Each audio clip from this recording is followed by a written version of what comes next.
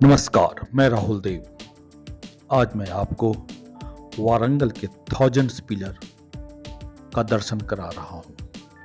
तो चलिए मेरे साथ और इस अद्भुत मंदिर का नज़ारा और कहानी को जानिए।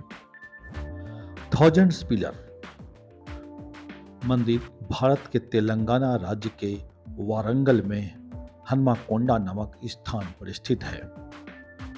भगवान विष्णु, भगवान शंकर और सूर्यदेव को समर्पित यह मंदिर भक्तों की आस्था का सबसे बड़ा केंद्र बना हुआ है। थाउजेंड्स पिलर मंदिर एक प्राचीन मंदिर है जो कि अपने तरह का एक अलग मंदिर है। इसकी सबसे खास वजह भगवान विष्णु और शंकर के साथ ब्रह्मा जी के स्थान पर सूर्यदेव की मूर्ति का होना है। मंदिर के नाम से पता चलता है कि मंदिर में 1000 से भी ज्यादा खंभे हैं। वारंगल के थाउजेंड्स पिलर मंदिर में घूमने के लिए प्रतिदिन लगभग 1000 से अधिक श्रद्धालु आते हैं। थाउजेंड्स पिलर मंदिर में 3 देवताओं की मौजूदगी से वजह से इसे त्रिकुटालयम के नाम से भी जाना जाता है। थाउजेंड्स पिलर मंदिर की वास्तुकला दर्शनीय है।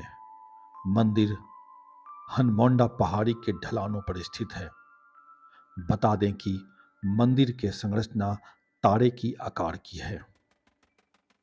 थाउजेंड्स पिलर मंदिर में चालुक्यन डिजाइन की रॉयटरी के साथ साथ काकतीय वास्तुकला की झलक देखने को मिलती है। मंदिर में स्थित 3 देवताओं श्री हरि विष्णु, भोलेनाथ और सूर्यदेव की मूर्तियों को शानदार ढंग से सजाया गया है। थाउजेंड्स पिलर मंदिर का पुनर्निर्माण भारत सरकार द्वारा 2004 में किया गया था। मंदिर में स्थित स्तंभों में हाथियों की मूर्तियां स्थित है और मंदिर के द्वार पर एक 6 फीट ऊंची नंदी बेल की प्रतिमा है जो कि पर्यटकों के आकर्षण का प्रमुख केंद्र बनी हुई है। थाउजेंड्स पिलर टेम्पल की वास्तुकला में सैंड बॉक्स तकनीक का उपयोग किया गया है, जिसमें एक विशाल गड्ढे खोदा जाता है और फिर इसे रेत के ढेर भरने के साथ रॉक बीम के साथ कवर किया जाता है। इस मंदिर का इतिहास यह है कि थाउजेंड्स पिलर बहुत ही प्राचीन मंदिर है जो कि काकतीय राजवंश से संबंधित है। थाउजेंड्स पिलर मंदिर का निर्माण काकतीय राजवंश के राजा रुद्रदेव के आदेशानुसार 1175 से 2324 ईस्वी में किया गया था। बता दें कि यह प्राचीन मंदिर काकतीय विश्वकर्मा स्थापतियों द्वारा स्थापत्य कौशल की आकर्षित कलाकृति है। 1000 स्तंभ मंदिर सहित कई हिंदू मंदिर जैसे गणपति देव, रुद्रम्मा देवी और प्रताप रुद्र आदि काकतीय राजवंश के संरक्षण में विकसित किए गए थे। थाउजेंड्स पिलर को दक्कन के आक्रमण के दौरान तुगलक वंश द्वारा क्षति पहुंचाई गई थी। इसके बाद इस मंदिर का मरम्मत के लिए हैदराबाद के निज़ाम मीर उस्मान अली खान ने 1 लाख रुपये उस समय प्रदान किए थे। थाउजेंड्स पिलर की कुछ कहानी भी है। थाउजेंड्स पिलर मंदिर के बारे में एक प्राचीन कहानी से पता चलता है कि यह मंदिर 12वीं सदी में बनाया गया था। कहते हैं कि अनाज के लिए हनुमाकोंडा जाने वाले व्यापारी यहीं से गुजरते थे। एक बार की बात है जब एक व्यापारी की बैलगाड़ी कीचड़ में फंस गई और गाड़ी निकालने के वक्त यहाँ के लोगों ने उस समय एक शिवलिंग को देखा और फिर उस शिवलिंग को निकाला और तब जाके इस मंदिर की स्थापना हुई। यानी आप कह सकते हैं कि यह एक ऐतिहासिक मंदिर है। बहुत ही अद्भुत मंदिर। जब आप जाएंगे तो आप इसे देखकर मंत्रमुग्ध हो जाएंगे। वारंगल में स्थित प्राचीन किला और श्री रुद्रेश्वर स्वामी का ये मंदिर दोनों ही यूनेस्को विश्व धरोहर की सूची में शामिल है और वारंगल क्षेत्र के लिए सबसे महत्वपूर्ण पवित्र और प्राचीन धार्मिक और पर्यटन स्थानों और धरोहरों में आता है।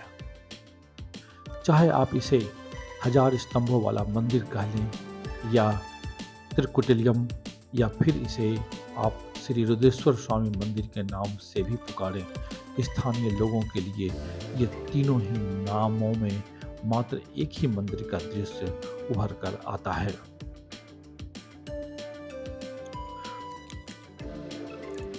भले ही इस मंदिर संरचना को 1000 स्तंभों यानी 1000 खंभों वाला मंदिर कहा जाता है, लेकिन सच तो यह है कि इस समय इस मंदिर में 1000 खंभे नहीं है, बल्कि इन खंभों की संख्या 300 से थोड़ी अधिक बताई जाती है।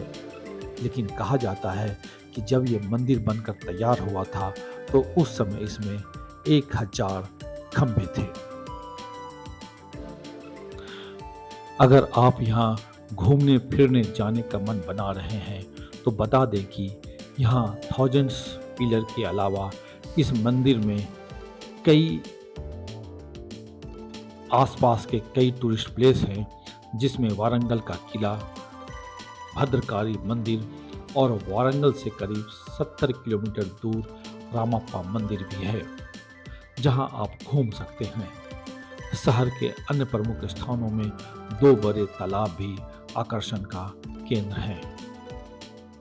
ये है रुद्रमा देवी का तालाब, जहां पे यह कहा जाता है कि रुद्रमा देवी यहाँ पे स्नान करती थी और किले से यहाँ आती थी।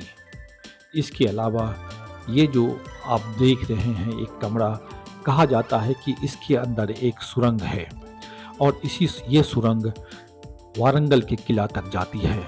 यानी अंदर ही धरती के अंदर ही अंदर एक सुरंग बनी हुई है, जिसमें रुद्रम्मा देवी सैनिकों के साथ आती और जाती थी। यानी आक्रमणकारियों से बचने के लिए इस प्रकार का सुरंग बनाया गया था। कहा यह भी जाता है कि वारंगल शहर के अंदर कई सुरंग हैं, बिना आप नगर निगम के परमिशन से कोई भी खुदाई या गड्ढे नहीं कर सकते हैं। इसके पीछे कारण यह है कि यह बहुत ही ऐतिहासिक शहर है।